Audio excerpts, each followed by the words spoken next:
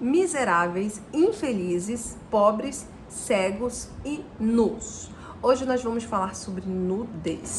E eu te faço uma pergunta: como estão as suas vestes diante de Deus? Será que você está vestido? Será que você está nu? Como estão as suas vestes? Eu vou começar o nosso estudo aqui, nossa conversa, citando a carta, à igreja de Laodiceia, de onde eu tirei esse versículo. Vou ler um pouquinho antes para poder pegar o contexto, tá? Então vai assim, ó. Esta é a mensagem do Amém, da testemunha fiel e verdadeira, daquele por meio de quem Deus criou todas as coisas. Eu sei o que vocês têm feito. Sei que não são frios nem quentes, como eu gostaria que fossem uma coisa ou outra. Mas porque são apenas mortos, nem frios e nem quentes, vou logo vomitá-los da minha boca. Vocês dizem: somos ricos, estamos bem de vida e temos tudo o que precisamos, mas não sabem que são miseráveis, infelizes, pobres, cegos e nus. Como nós estamos diante de Deus? Nós estamos nus? E se você estiver nu, como que você faz para você se vestir? O que você deve fazer para se vestir? E se você estiver vestido e as suas vestes estiverem sujas, o que você deve fazer para lavar as suas vestes? Então, tudo isso nós vamos conversar aqui hoje.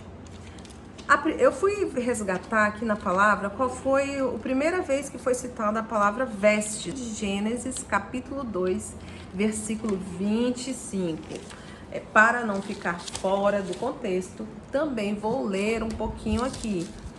Antes, um pouquinho desse versículo, vem narrando a criação da mulher a partir da costela de Adão. E lá no versículo 23 diz o seguinte: então o homem exclamou: esta sim é osso de meus ossos e carne de minha carne. Ela será chamada mulher, porque foi tirada do homem. Por isso, um homem deixa seu pai e sua mãe, se une à sua mulher e estes se tornam uma só carne. Ora, os dois estavam nus, o homem e sua mulher, e não se envergonhavam. Então aqui fala, na primeira vez aqui na nossa Bíblia, a palavra nus. Deus criou o homem e a mulher e eles estavam nus. E aí no capítulo 3 de Gênesis já começa o diálogo da serpente com Eva. E aí a gente vai entender um pouco mais a respeito dessa nudez. Aqui, ó, Gênesis 3, versículo 7. Então abriram-se os olhos dos dois e perceberam que estavam nus. Entrelaçaram folhas de figueira e cingiram-se.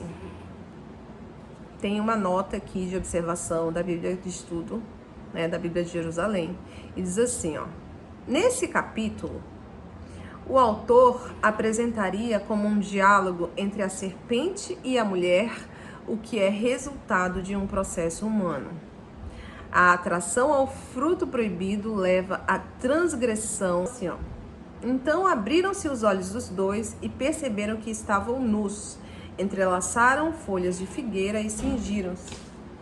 O que acontece? Quando Deus criou o homem e a mulher, ele deu uma ordenança. Ele falou assim, ó: vós não podeis comer de todas as árvores do jardim. Então a serpente foi lá, astuta, e foi convencer a Eva, a respeito da proibição que Deus tinha feito. Então tem um diálogo aqui com Eva, que ela fala o seguinte: ela fala que eles podem comer do fruto das árvores do jardim, mas da árvore que está no meio do jardim, eles não poderiam comer e nem tocar sob pena de morte. E a serpente vai e instiga, tenta a mulher e diz assim: não, você não morrereis, mas Deus sabe que no dia em que dele comerdes, vossos olhos se abrirão e vós sereis como deuses, versados no bem e no mal. A mulher viu que a árvore era boa ao apetite e formosa à vista, e que essa árvore era desejável para adquirir discernimento. Tomou-lhe do fruto e comeu. Deu-o também a seu marido, que com ela estava, e ele comeu. Então abriram-se os olhos dos dois e perceberam que estavam nus. Entrelaçaram folhas de figueira e se cingiram, ou seja, se cobriram. Então o que está narrando aqui? Está narrando a transgressão da ordenança de Deus. Deus falou que o homem e a mulher, Adão e Eva, poderiam comer de todas as árvores do jardim, menos da árvore do conhecimento, bem e do mal. Então, nesse diálogo, esse diálogo entre a serpente e a mulher demonstra que a atração ao fruto proibido leva à transgressão. É o que descreve esse processo do ser humano. Então, a atração ao fruto proibido leva à transgressão. O que o homem e a mulher percebem aparece agora como algo inconveniente. Antes eles estavam nus, como foi falado lá no versículo 25 do capítulo 2. Eles estavam nus e não se envergonhavam. Depois que eles desobedeceram a Deus, eles perceberam que estavam nus e se cobriram. Então, diz aqui o seguinte: na consciência de sua nudez, há já uma manifestação da desordem que o pecado introduz na harmonia da criação. Então, o fruto proibido nada mais é do que, nesse nosso estudo, o pecado, a transgressão. Então, a transgressão, já na consciência do ser humano, do homem e da mulher, de Adão e Eva, já demonstra uma manifestação de desordem que o pecado introduz na criação humana. A serpente toma a contrapartida da proibição divina, como se Deus quisesse esconder do homem e mulher o que aconteceria se eles comessem o fruto proibido.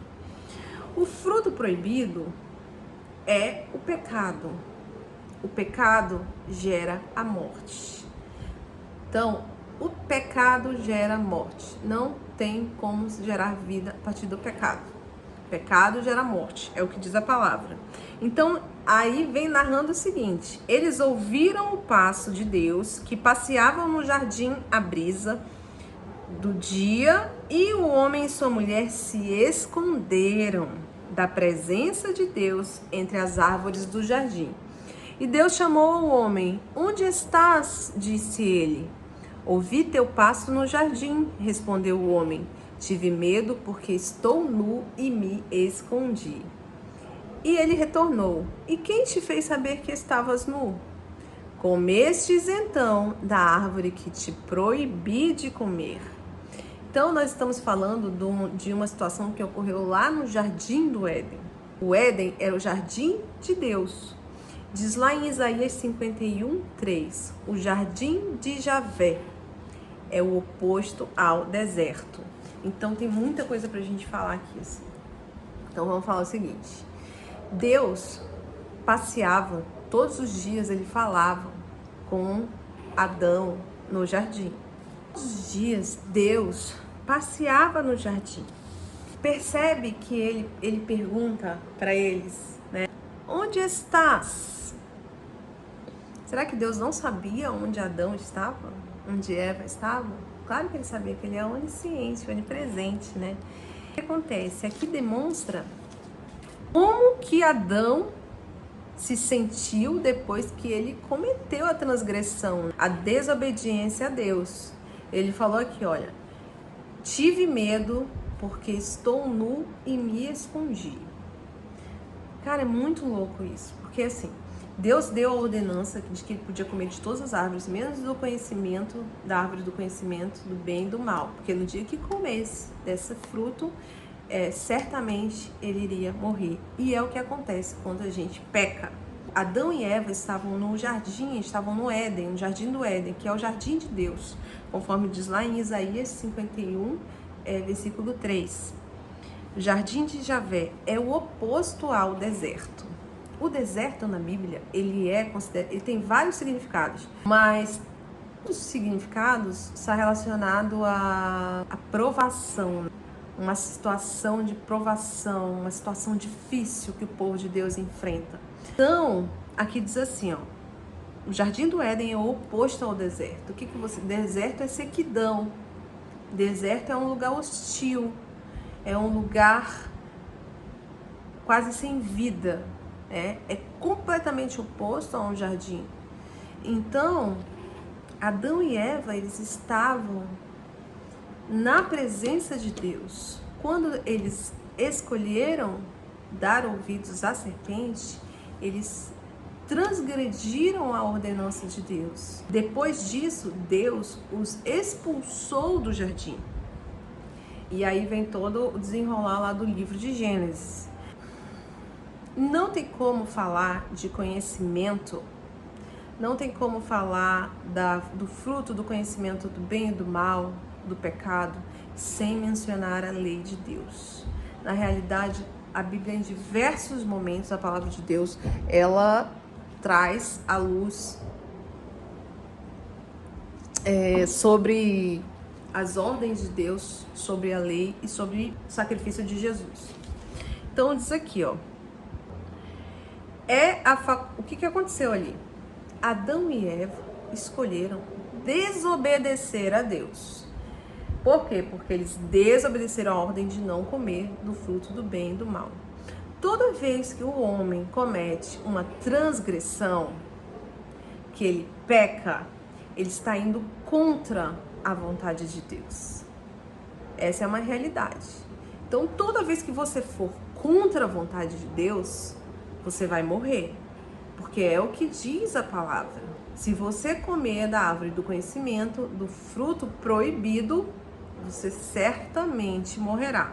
Então, já naquele momento, Adão e Eva têm a oportunidade de escolher.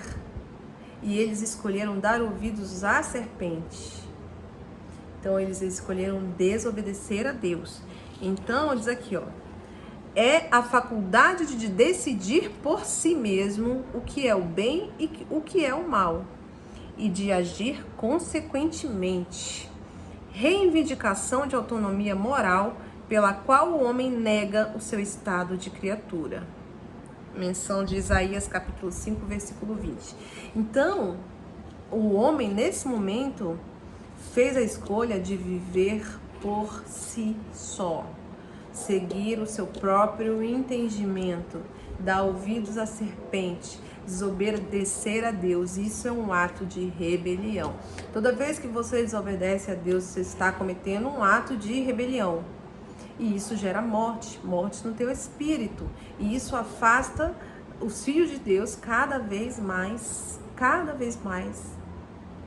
do Senhor.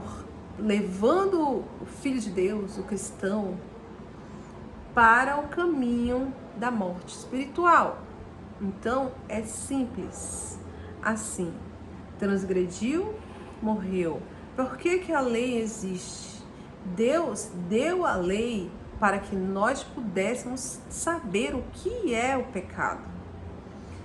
Lá tem todas as instruções do que é o pecado e do que causa a morte do nosso espírito. Então, assim, é uma receita de bolo. Se você, quando você conhece a lei, você sabe ali quais são os seus pecados. E a grande graça maravilhosa do nosso Pai amado, querido, misericordioso, é a nossa salvação e o nosso perdão e justificação através de nosso Senhor Jesus Cristo. Em primeiro pecado, ele foi um atentado à soberania de Deus, um pecado de orgulho. Adão e Eva decidiram, por vontade própria, comer o fruto. Eles não acreditaram na palavra de Deus, que disse que se eles comessem, eles iriam morrer. Eles pagaram para ver, eles foram lá e desobedeceram. Então, toda vez que há uma revolta, ocorre uma transgressão de um preceito estabelecido por Deus, uma ordenança. E isso é representado na imagem do fruto proibido. Tá? Então, diz lá, se você comer do fruto proibido, deverás morrer, ou certamente morrerás. E aí, a gente vai conversar um pouco do papel da lei na salvação, né? A lei de Deus, os mandamentos, eles têm um papel na salvação, na nossa salvação, que é o quê? Saber que nós somos pecadores por natureza. Nós somos pecadores desde o nosso nascimento, porque nós já nascemos no pecado, no pecado original. E Jesus Cristo, ele vem para cumprir a lei. ele é perfeito. A palavra diz assim: sedes perfeitos como eu sou perfeito. Jesus Cristo é perfeito. Ele veio e cumpriu a lei. Não desobedeceu nenhuma ordem do Pai que está no céu. A lei mosaica, né? A lei, os mandamentos, a lei ela é incapaz de fazer evitar o pecado. Pelo contrário, ela antes o favorece. Sem ser ela mesma, o pecado torna-se, no entanto, seu instrumento, excitando a concupiscência. Está em Romanos 7, capítulo 7, versículo 7. Em Romanos explica muito em relação a essa questão da lei. Então, quando você olha para os mandamentos, você tem a plena certeza que você não consegue cumprir. Você não consegue. Por quê? Porque o ser humano tem uma natureza pecadora. Ele faz o mal, quando ele quer fazer o bem, ele acaba fazendo o mal. E aí entra Jesus, nosso Deus maravilhoso, que com seu sacrifício na cruz tornou possível que nós nos reconciliássemos com Deus, que nós voltemos à presença de Deus, que nós possamos desfrutar da presença de Deus como era no jardim do Éden, antes do pecado. A palavra diz assim: o reino de Deus está próximo. Quando você olha para a lei, você vê que você pode pecar. Pode, não no sentido de é permitido você pecar. Você vê quanto que você é pecador e você não consegue cumprir várias coisas. Se você olha para a lei, você está condenado, você está morto, ela te condena. A lei, ela te condena, porque ela demonstra quais são os pecados do ser humano. E aí Deus nos convida a olhar para Jesus Cristo, que é o nosso Salvador. A lei do pecado e da morte, na palavra é dito como a lei do pecado e da morte. Está lá em Romanos 8, 2, 1 Coríntios 15, 56, Romanos 7, 13. A lei ela tem uma função pedagógica. Ela veio para dar ao homem a consciência de seu pecado, levá-lo a esperar sua justiça somente na graça de Deus. Nós somos justificados pela graça de Deus, pelo sangue do Cordeiro, não pelas obras, para que ninguém se glorie. Por quê? Porque nós somos falhos. Somente o sangue de Jesus para nos salvar e nos libertar. Através do sangue de Jesus nós somos verdadeiramente livres e nós não somos mais escravos do pecado. Pelo contrário, agora quem tem poder sobre nós é Jesus Cristo e Ele nos conduz no caminho da salvação. Porque você, ao olhar para Ele, você reconhece a necessidade da graça de Deus. Você reconhece a sua miserabilidade. Você diz: Senhor, eu preciso de Ti. Igual como foi quando Isaías viu, teve a visão do céu e falou assim: meu Deus, perdoa-me porque eu sou um homem de lábios impuros que vive no meio de uma geração perversa. Eu quero até ler isso aqui porque eu acho muito forte. É uma oração que nós podemos e devemos fazer. Ele fica assim, quando ele vê, ele fala, nossa, ele vê o quanto ele... Agora olha só, Isaías, Isaías, um dos grandes profetas. Então ele diz aqui, quando ele é no capítulo 6 do livro de Isaías. Então ele viu, Isaías teve a visão do trono de Deus. Viu os serafins em pé diante do trono, com 6 asas. Vai ser uma visão maravilhosa. E eles cantavam: Santo, Santo, Santo é Javé dos exércitos, a sua glória enche toda a terra. Então aí ele fala o seguinte, a voz dos seus clamores, os gonzos da porta oscilavam enquanto o templo se enchia de fumaça. Então disse eu: ai de mim, estou perdido. Com efeito, sou homem de lábios impuros e vivo no meio de um povo de lábios impuros. E os meus olhos viram o Rei, Javé dos exércitos. Nisto um dos serafins voou para junto de mim, trazendo na mão uma brasa que havia tirado do altar com uma tenaz. Com ela tocou-me os lábios e disse: Vê, isto te tocou os lábios. Tua iniquidade está removida, o teu pecado está perdoado. Em seguida ouvi a voz do Senhor que dizia: Quem hei de enviar? Quem irá por nós? Ao que respondi: Eis-me aqui, envia-me a mim. Ele me disse: Vai e dize a este povo: Podeis ouvir? Certamente, mas não entendereis. Podeis ver? Certamente, mas não compreendereis.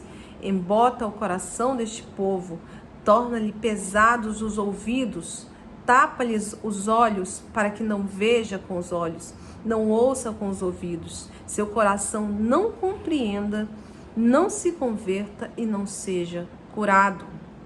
A isto perguntei: até quando, Senhor? Ele respondeu: até que as cidades fiquem desertas, por falta de habitantes, e as casas vazias, por falta de moradores, até que o solo se reduza a ermo, a desolação. Até que Javé remova para longe seus homens, e no seio da terra reine uma grande solidão. E se nela ficar um décimo, esse tornará a ser desbastado, como o terebinto e o carvalho, que uma vez derrubado, deixam apenas um toco, e esse toco será uma semente santa. Então, aqui Isaías reconhece o quão ele estava perdido, né? Sou um homem de lábios impuros, vivendo no meio de um povo de lábios impuros. E aqui ele confirma a necessidade que nós temos da graça de Deus.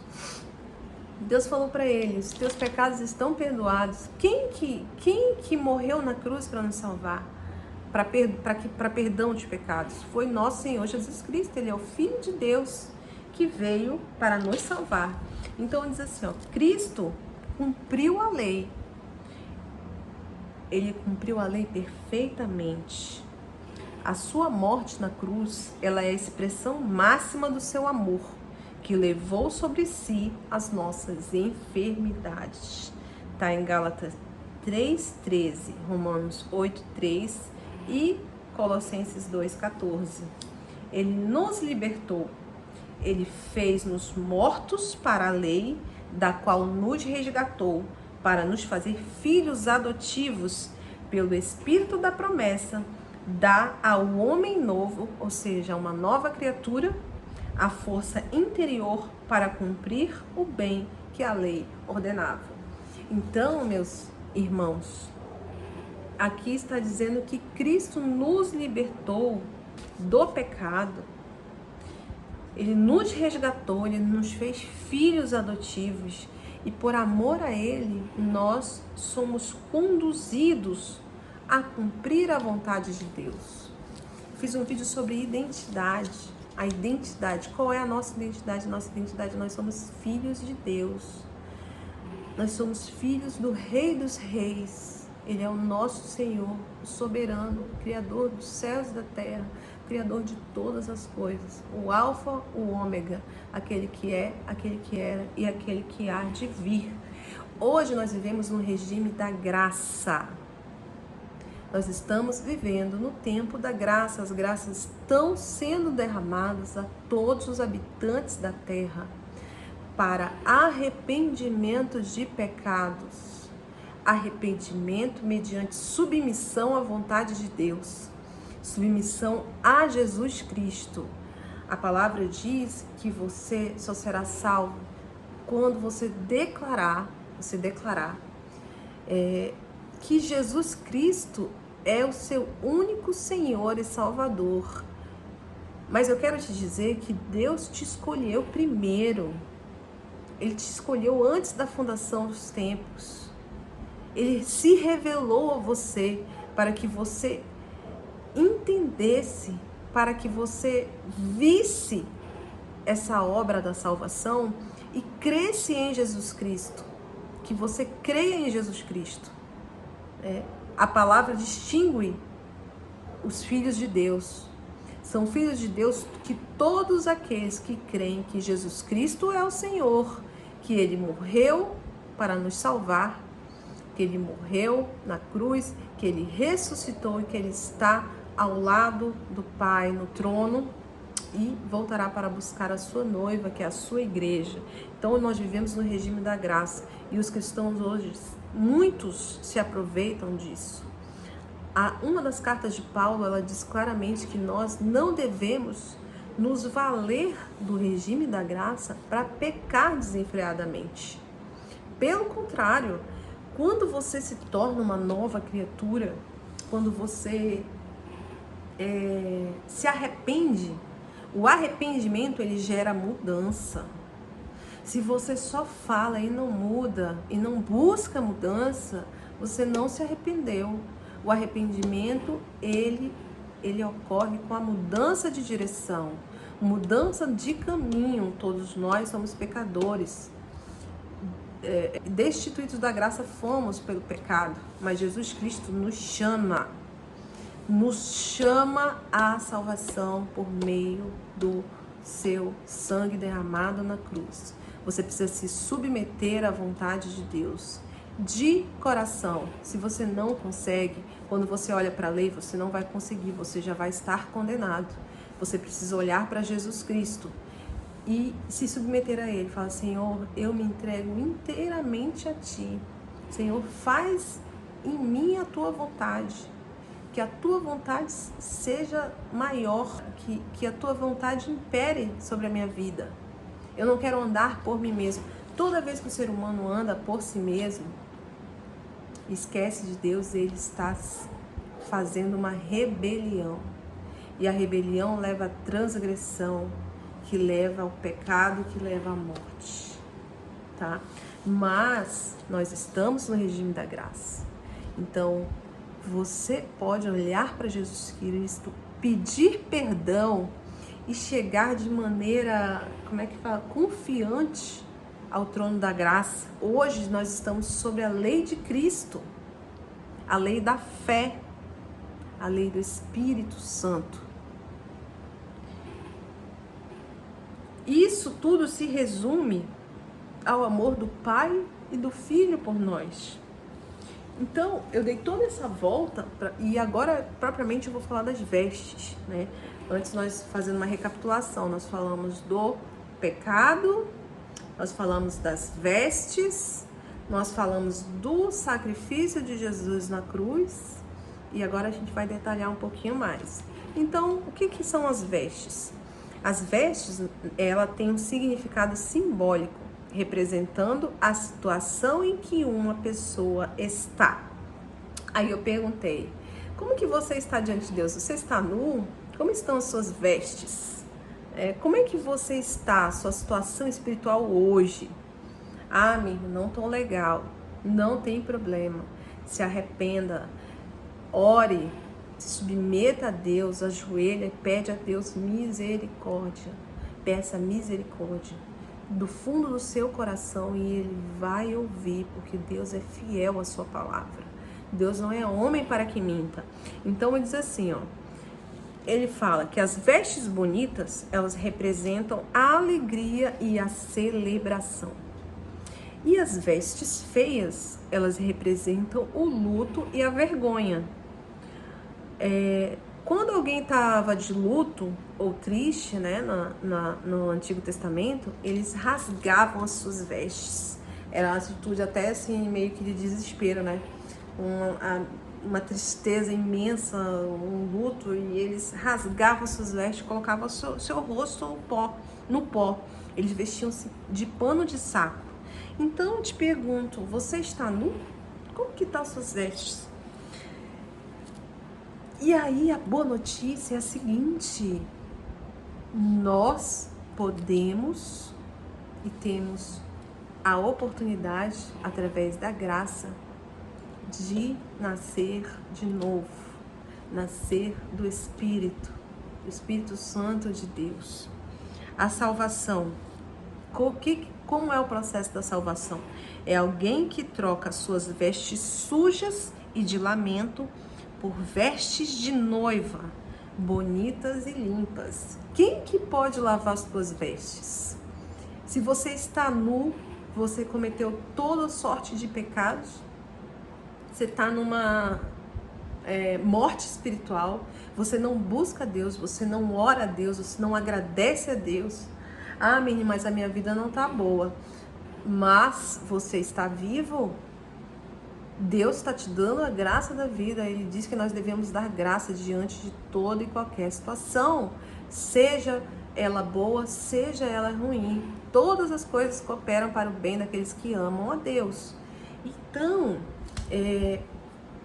você precisa dar graças, render graças a Deus. Se você não rende graças a Deus, se você não tem buscado a Deus, se você não adora a Deus, se você não louva, você não separa um tempo da sua vida, 24 horas tem o dia.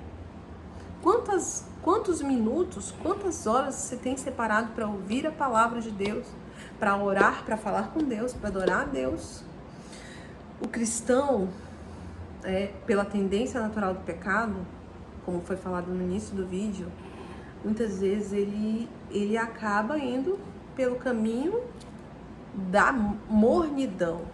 Eu comecei falando da carta, né, de Deus à igreja de Laodiceia. Ela fala assim: vocês não são quentes e nem frios, são mornos, e sinto vontade de vomitá-los. Deus não se agrada que nós sejamos mornos. Ou você é frio ou você é quente. Você não pode ficar em cima do muro. Não é tempo mais de ficar em cima do muro. Hoje, 4 de dezembro de 2021, não é tempo do cristão ficar em cima do muro. O cristão precisa buscar o arrependimento diário. A promessa de Deus, ela é a promessa da salvação através de Jesus Cristo. Agora você precisa orar a Deus, você precisa louvar a Deus, você precisa adorar a Deus, porque senão você morre e você sai da presença de Deus. De maneira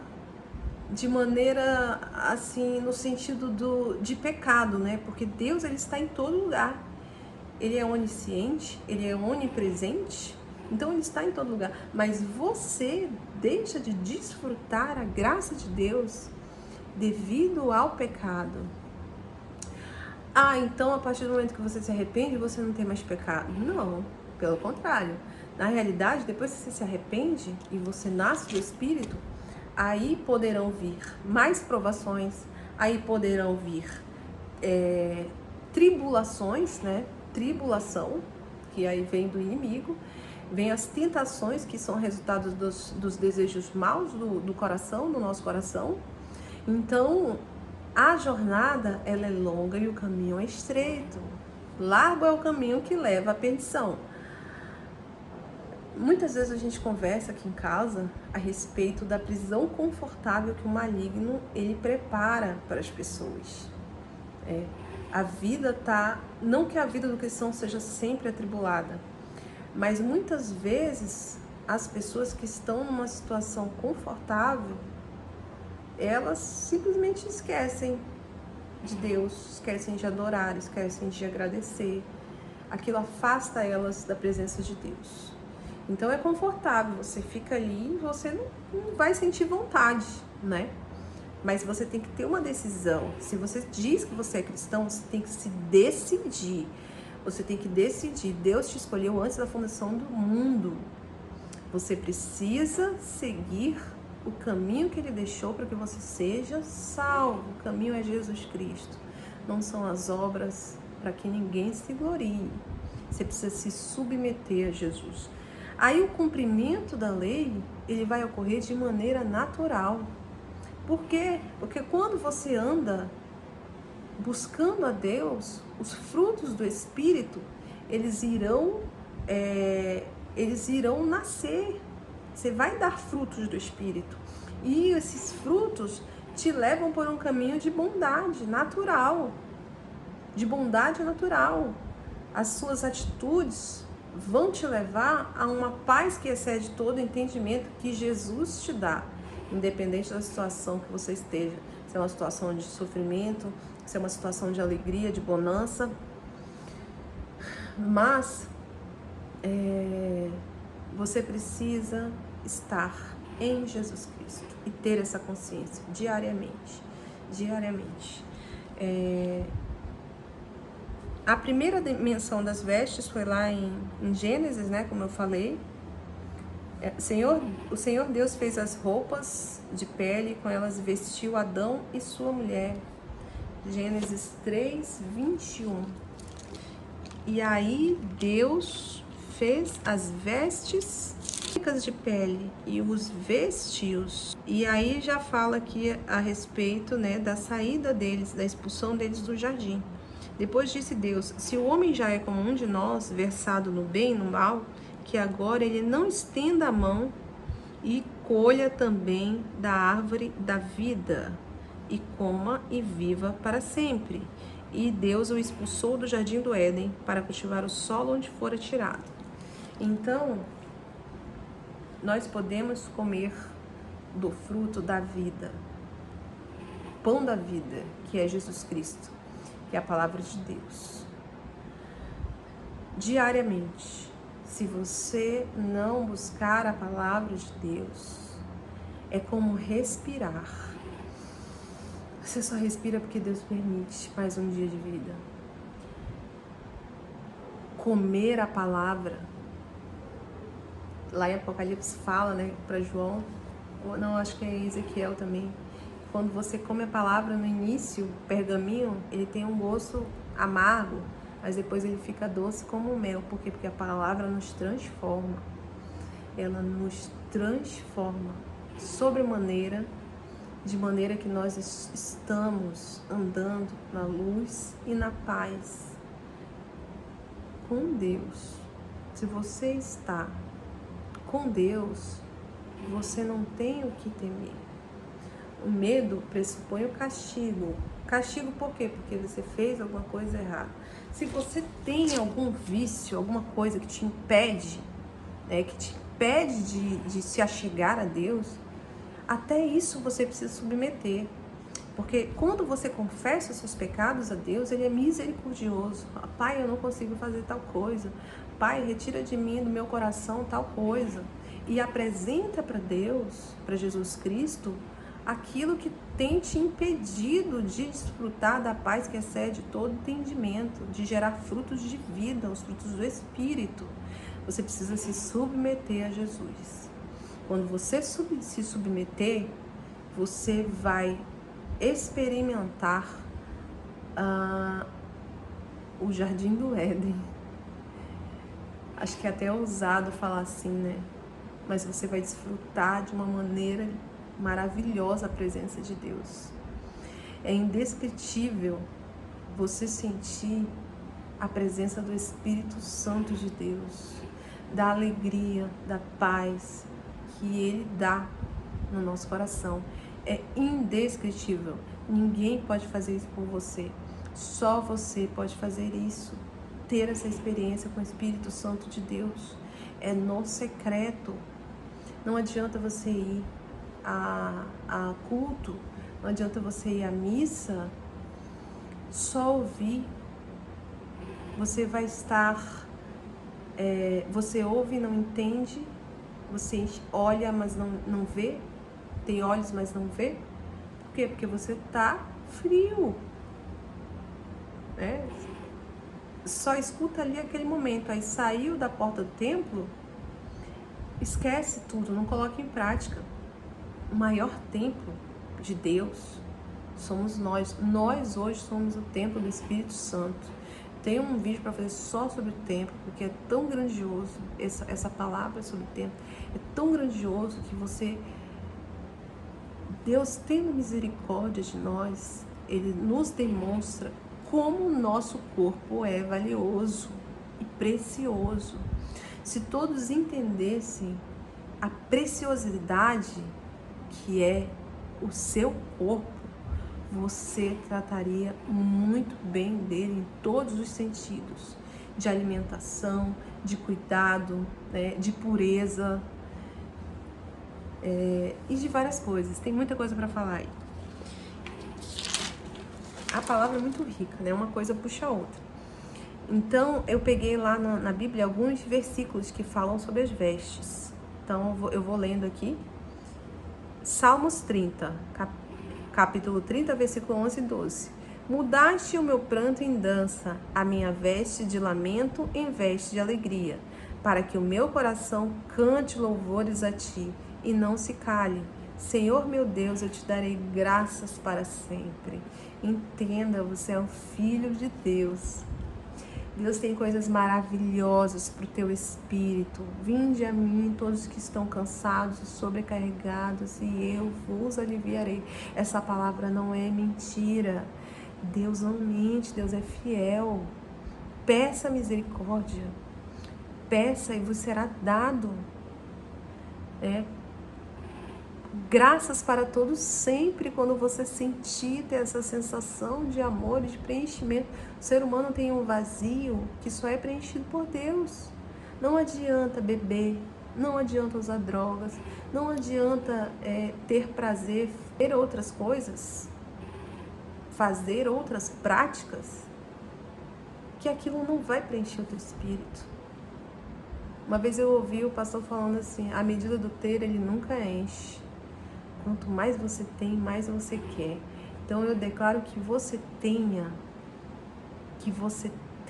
muita vontade de buscar o Espírito Santo, em nome de Jesus. Que você tenha tanta vontade que quanto mais você conhece o Espírito Santo, mais você quer dele, mais você quer dele. Senhor, eu quero mais de ti, eu quero mais de ti, eu quero muito mais de ti. Eu quero muito de ti, do que é eterno, não do que é material, não do que a poeira, que vira poeira, que o tempo corrói, que o ladrão rouba. A palavra diz isso, que se você se preenche do que é eterno, eterno. Aí diz aqui, é grande o meu prazer no Senhor, regozija-se a minha alma em meu Deus, pois ele me vestiu com as vestes da salvação. E sobre mim pôs o manto da justiça, qual noivo que adorna a cabeça, como um sacerdote, qual noiva que se enfeita com joias. Isaías 61, versículo 10. O Senhor, Ele nos chama para sermos noivas, noiva dele, noiva, a igreja é noiva de Deus. A igreja é noiva de Jesus.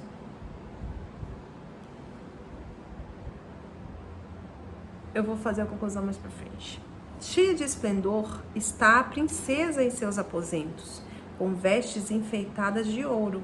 Em roupas bordadas é conduzida ao rei, acompanhada de um cortejo de virgens. São levadas à tua presença. Com alegria e exultação são conduzidos ao palácio do rei. Salmos 45, versículo 13 a 15. Essa semana eu ouvi muito esse Salmo 45. É lindo, lindo, lindo. Escute o Salmo 45.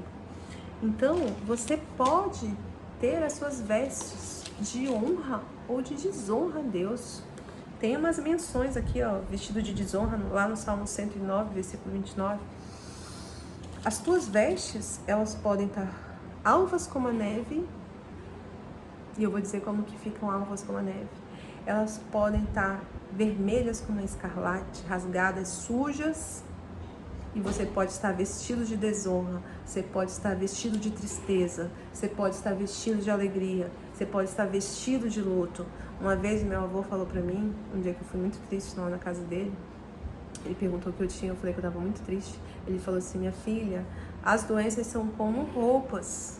Olha aqui a sabedoria do meu avô está com 99 anos, graças ao bom Deus. E a sabedoria do meu avô, ele falou assim, a doença é como uma roupa que você veste. Então você pede ao Espírito Santo que ele retire essas vestes e te dê novas vestes. Olha que coisa linda que meu avô falou. Ele fez um resumo de vários livros da palavra de Deus. Eu levei muito tempo para entender isso. Deus tem tido misericórdia e tem feito cair a escama dos meus olhos. Não em relação a ninguém, em relação a mim mesma. Em relação a mim mesma. Então, diz lá em Gênesis 35:2 também, ó, livrem-se dos deuses estrangeiros que estão entre vós, purifiquem-se e troquem de roupa. Foi a ordem de Deus para o povo de Deus. Então, lá em Êxodo 19, Deus diz o seguinte a Moisés: então o Senhor disse a Moisés, desça e consagre o povo hoje e amanhã, providencie que eles lavem suas roupas e estejam prontos no terceiro dia, pois nesse dia o Senhor descerá sobre o monte Sinai à vista de todos. A preparação exigida pelo próprio Deus antes de se encontrar com seu povo nos ensina que ele nos exige temor, respeito e reverência diante da sua presença. Você está andando em temor ao Senhor? Temor ao Senhor é o princípio da sabedoria. Temor é obediência. Eu estou obedecendo a Deus? Não, não estou obedecendo a Deus, mas estou querendo obedecer a Deus. Eu tenho me prostrado a Jesus Cristo, pedido dele misericórdia, Senhor, transforma a minha vida, ou eu tenho me deleitado nas minhas transgressões? O povo de Deus é chamado para ser santos, ser de santos, pois eu sou santo. Como santo? Como? Você precisa lavar sua veste. E essa é a boa notícia.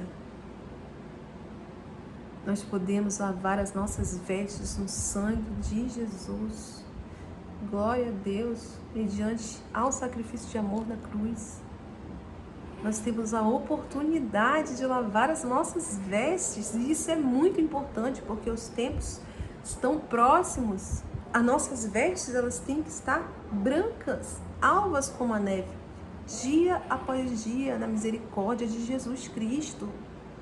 Senhor, tem misericórdia, Senhor, tem misericórdia, e o Senhor, o Espírito Santo, vai te transformando dia a dia. E quando você vê, você é uma pessoa completamente diferente, melhor do que você era. Muito melhor do que você era, né? Então, como? Você tem que se consagrar a Deus, ao Espírito Santo, consagrar tudo que você tem, tudo que você é, tudo que eu tenho, tudo que sou, eu consagro a Ti, Jesus, meu Senhor, meu Salvador. Tudo que eu tenho, eu consagro a Ti. Purificar-nos mediante o sangue do Cordeiro, mediante a palavra de Deus, mediante a sua submissão à vontade de Deus. E a santificação. A palavra diz que sem santidade ninguém verá o Senhor. Hebreus 12:14. Sede santos, pois eu sou santo. O que é ser santo? É não andar no pecado, na prática do pecado, da iniquidade, da impiedade. Deus lista tudo aquilo que Ele abomina. E a palavra de Deus não muda. É a mesma ontem, hoje e sempre. Se o teu líder fala que a palavra de Deus precisa ser atualizada, peça misericórdia por ele, por você. E peça a Deus discernimento, o Senhor te colocar num lugar onde a palavra seja ensinada de maneira correta. Deus não muda a sua palavra, Ele é fiel. Tudo que Ele disse tem acontecido, tem se cumprido e irá se cumprir. Sabe? Então, Ele nos chama para a santidade. É difícil demais ser santo, é difícil, o caminho é estreito, mas nós precisamos buscar. Seu corpo é templo do Espírito Santo, sua mente é templo do Espírito Santo, seu coração é templo do Espírito Santo. Cuide do seu coração, porque é dele onde provém as coisas más. Tem uma música que fala assim, sonda-me, Senhor, que é lá do Salmos, né? Vem do Salmo. Sonda-me, Senhor, e me conhece. Quebranta o meu coração. Diz aqui, ó. Sozinho é impossível ao homem, porque a nossa natureza é inclinada para o mal, desde a infância. Porém, com o auxílio do Espírito de Deus, podemos nos tornar santos, através do sangue de Jesus, através do sacrifício de Cristo na cruz. Então, diz assim, ó, o sacrifício de Jesus, você reconhece que Jesus como Filho de Deus, você aceita se submeter a Ele em obediência. Esse é o temor. O temor é a obediência. Obediência e reverência. Não é só, tenho medo. Não, é obediência e reverência. Se você não tem obediência e reverência a Deus, você não está tendo temor a Deus. Sinto em te dizer.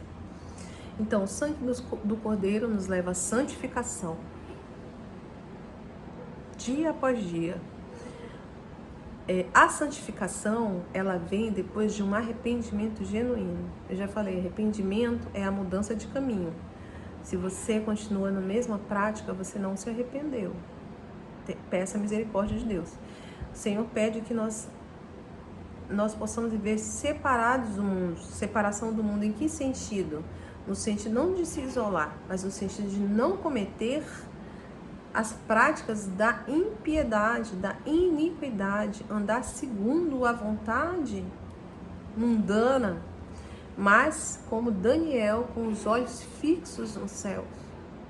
Nosso alvo é Cristo, nosso alvo é Jesus Cristo. Não adianta você desfrutar de toda a vida na espórnia, fazendo tudo que você tem vontade, que a gente já viu aqui no início, que fazer tudo que você tem vontade da sua própria cabeça é um ato de rebelião contra Deus. Você vai experimentar tudo isso aí aqui, e aí quando você morrer, porque há um depois, você ir para a condenação eterna. Eterna. Não é momentânea, é eterna. Da mesmo modo que os filhos de Deus vão adorar a Deus eternamente, louvar eternamente, estar na presença de Deus eternamente, a condenação ela é eterna. Nós não podemos trocar a nossa salvação, a presença de Deus, a habitação de Deus para todo sempre, por conta de prazeres momentâneos que desagradam a Deus. Portanto, quer comais, quer bebais, ou façais qualquer outra coisa, fazei tudo para a glória de Deus. Está em 1 Coríntios, capítulo 10, versículo 31. Tudo que nós fizermos, temos que fazer como se fosse para Deus. E isso é muito difícil, né? Confesso que é muito difícil. Se você vai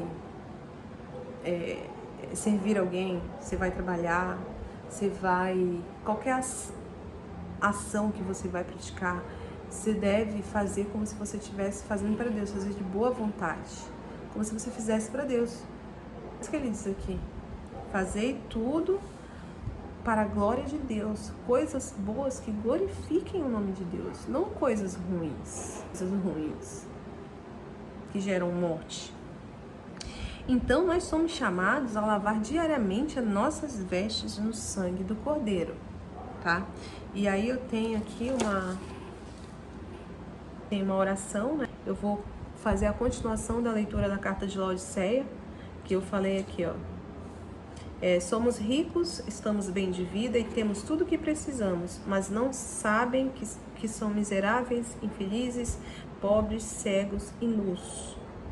Hoje muitos cristãos estão nessa situação por ignorância e desobediência, falta de temor ao Senhor, falta de obediência mesmo a Deus. Você sabe que está pecando, você sabe que está errado e você continua fazendo, e aquilo vai ter consequência para ti naquele momento e mais para frente. Vai gerar frutos de morte. Não adianta pensar que você pratica um ato mal e você achar que Deus não está vendo. Deus está vendo, Ele vê tudo. E então ele fala aqui pra gente, ó: portanto, aconselho que comprem de mim ouro puro, para que sejam de fato ricos. E comprem roupas brancas, para se vestir e cobrir a sua nudez vergonhosa. Comprem também colírio para os olhos, a fim de que possam ver. Eu corrijo e castigo todos que amo. Portanto, levem as coisas a sério e se arrependam. Eis que eu estou à porta e bato. Se alguém ouvir a minha voz e abrir a porta, eu entrarei e cearei com ele e ele comigo. Ao vencedor darei o direito de sentar-se comigo em meu trono, assim como eu também venci e sentei-me com meu Pai em seu trono. Aquele que tem ouvidos, ouça o que o Espírito diz às igrejas. As cartas às igrejas, elas são alertas a nós, que somos igrejas de Cristo. Elas são alertas para você ver onde que você está precisando melhorar e você deve pedir a ajuda de Jesus Cristo para isso. Que na nossa vida, aquele que diz que nunca mais vai pecar, essa que é a graça de Deus é saber que você só vai ser salvo mediante a graça de Deus e a misericórdia. Por quê? Porque o ser humano é pecador, mas nem por isso deve continuar na prática do pecado, né? Então, deixa eu ver se tem mais alguma coisa aqui. Esse aqui é lindo. O espírito e a esposa dizem vem. Que aquele que ouve diga também vem. Que o sedento venha e quem o deseja receba gratuitamente a água da vida.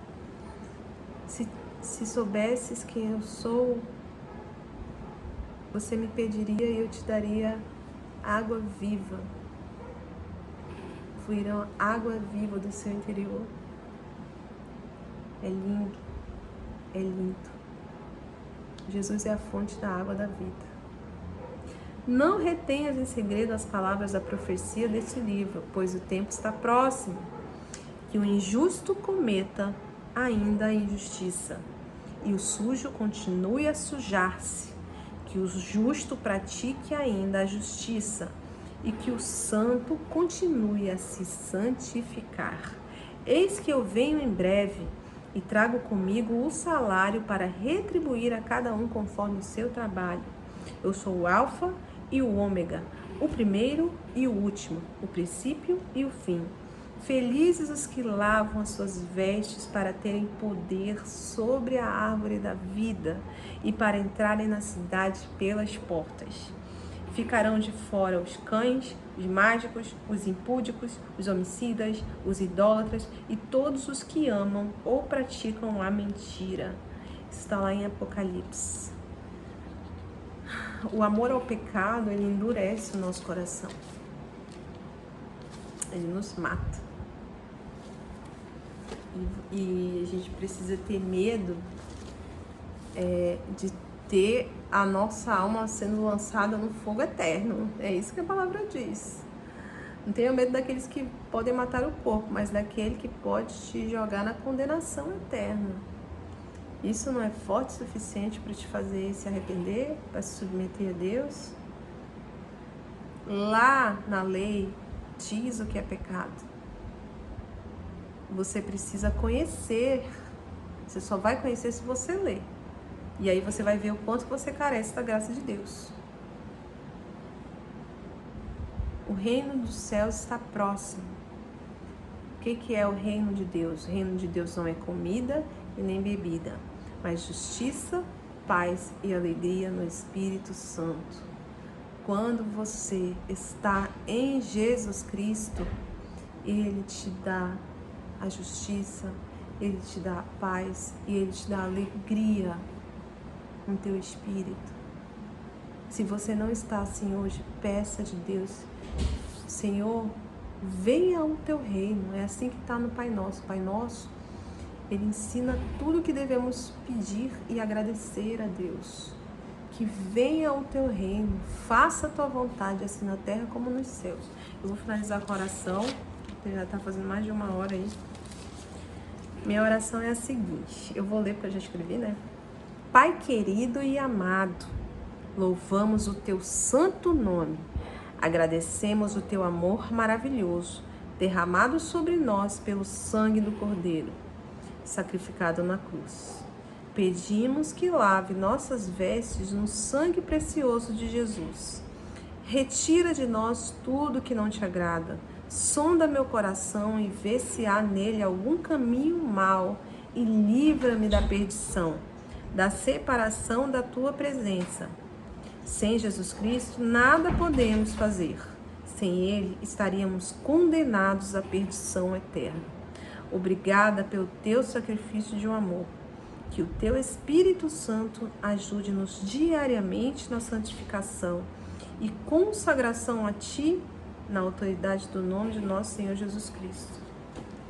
Então, Pai querido, Pai amado, nós louvamos o Teu santo nome, nós Te agradecemos, Senhor, porque o Teu amor é incondicional. O Teu amor foi mostrado para nós na cruz, para que pudéssemos ser justificados, pudéssemos ser redimidos e que possamos ter livre acesso a Ti através de Jesus. Ó Senhor, que Teu Espírito Santo continue a crescer em nosso interior, que possamos resplandecer, Senhor, a Tua glória, Senhor, a Tua face diante de todos, que possamos ser cada dia mais parecidos contigo, que Teu Espírito Santo nos molde conforme a Tua vontade, Pai, porque o que importa a nós, filhos de Deus, é fazer a Tua vontade, e a Tua vontade é boa, perfeita e agradável. A Tua vontade nos dá paz, a Tua vontade nos dá amor, a Tua vontade nos dá alegria no Espírito Santo. Que o Teu Espírito Santo venha sempre sobre nós, Pai, para nos dar a paz e a alegria que excede todo entendimento. Te agradecemos por esse Teu amor maravilhoso que nos salvou e que nos salva dia após dia. Ansiamos, Senhor, pela Tua presença. Ansiamos pelo Teu retorno, Senhor. E até que Tu voltes, ó Pai, que possamos ser sal e luz nessa terra. Que possamos, Senhor, fazer obras, ações que glorifiquem o Teu nome. Ações que gerem frutos de vida. Levar a Tua palavra para que pessoas sejam salvas, sejam libertas, na autoridade do nome de Jesus. Tu és o Alfa e o Ômega, digno de todo louvor e adoração. Santo, santo, santo é o Senhor. Toda a criação anseia pela manifestação da glória de Deus. Amém, Senhor. Graças te damos, graças te damos. Te agradecemos todas as coisas que o Senhor tem nos dado. Aviva a Tua igreja, Pai. Acorda os que dormem. Sejam acordados pelo Teu amor, pela Tua palavra, pela Tua luz. Enquanto há tempo, Pai, possam voltar, arrepender-se dos seus maus caminhos e Te buscar de todo o coração. É o que te peço e te agradeço em nome de Jesus. Amém.